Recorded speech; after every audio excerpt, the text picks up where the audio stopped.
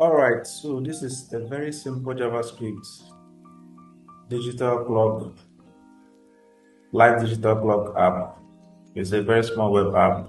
I've been learning how to use dates for my projects, and it is very interesting to use dates in JavaScript. I learned about how you can call the dates, can initialize the date by using the keyword new date, so that you can get all the methods and all the object properties of these dates. So I got hours, I got minutes, and I got seconds. You can see that in this minutes and seconds, I use what is called a pad start.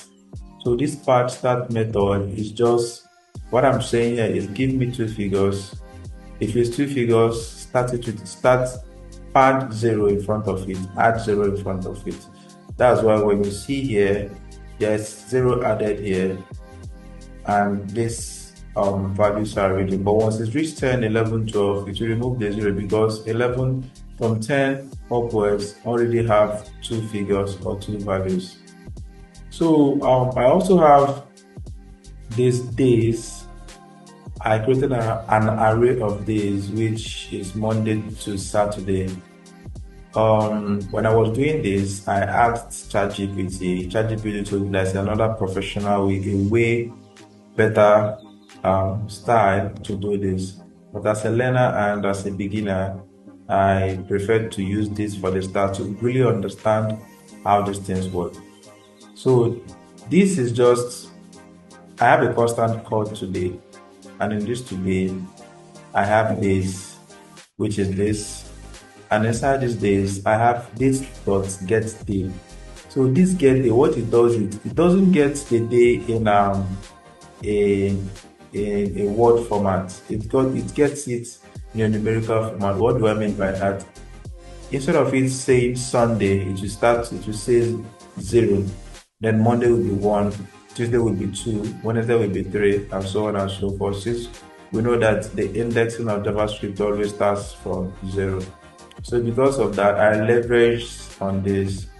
So these days, I just created manually Sunday, Monday, Tuesday, Wednesday to Friday. I can write it anything I want to write it, but I need to write the correct days so that I can get the days correctly. And the user will be seeing that, yes, today is Wednesday that I'm making this video. So this get the, when you go through it, this is just like saying days and the index and the index. So when it's 0, the index is 0, it will display Sunday. When it's 1, it will display Monday. When it's 2, it will display Tuesday. 3, 4 till Saturday. And it will now refresh. The JavaScript date will refresh. You start with 0 again. So that's how it works. And this meridian here, I just used an itinerary operator, just like an if and else statement, to check for the PM and AM using a comparison operator.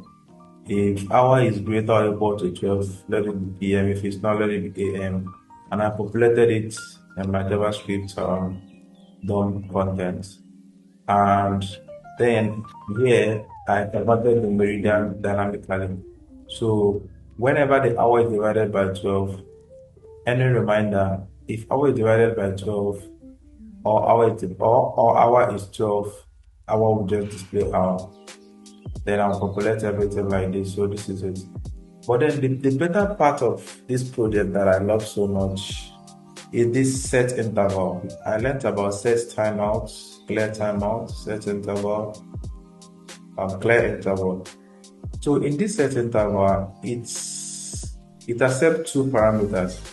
So the first parameter is a function that will be carried out, and the second parameter is how much time the function will take to be carried out. So in set interval repeats the function every time that you have put here. What am I trying to explain? I put 1000 milliseconds. So this tells the value of milliseconds. So this is 1 minute. So that means that every 1 minute it will repeat this function. Every 1 minute it will repeat this function. Every 1 minute it will repeat this function. So that's what it is. So after 1 minute, it will repeat this function, as you can see here. Then after another minute, it will repeat it and update it. That's why it looks like it is running dynamically. But without this set interval, this will just be like this, like 3:25:20. Then if I refresh it, it will be 21. If I refresh it, it will be 22. So instead of this thing to be happening, I use set interval. So every 1 second, it will run automatically on its own. So that's just what I have about this digital calculator or digital clock, sorry. So just like I always do, I love choosing two themes for each of these small apps I'm building. So if you don't want it to be black, you can also click over it and it will turn into white. If you don't like it to be white, you can click over it to turn into black. So that's just it. I'm hoping to build more things on JavaScript. I'm just learning about this small concepts and trying to build these tiny projects.